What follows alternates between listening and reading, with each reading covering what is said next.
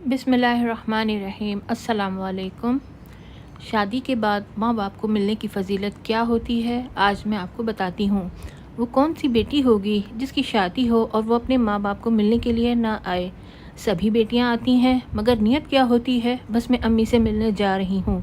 हदीस पाक में आता है, जिस बच्ची की शादी हो जाए और वो अपने माँ बाप की ज़ियारत की नियत कर ले कि मैं अपने माँ बाप से मिलने जा रही हूँ, और शौहर से इजाज़त लेकर जाए और दिल में ये ख्याल हो कि इस अमल से अल्लाह राज़ी होंगे, तो अल्लाह ताला हर कदम पर उसको 100 नेकियां अता फरमा देते हैं और 100 गुनाह माफ़ कर देते हैं और जन्नत में 100 दर्जे बुलंद कर देते हैं। हदीस पाक में आया है, अगर ये माँ बाप के पास आएँ और उनके चेहरे पर उसने अक़ीदत की नज़र डाली तो अल्लाह ताला हर नज़र डालने पर एक हज या उम्रह का सवाब अता फरमाएंगे।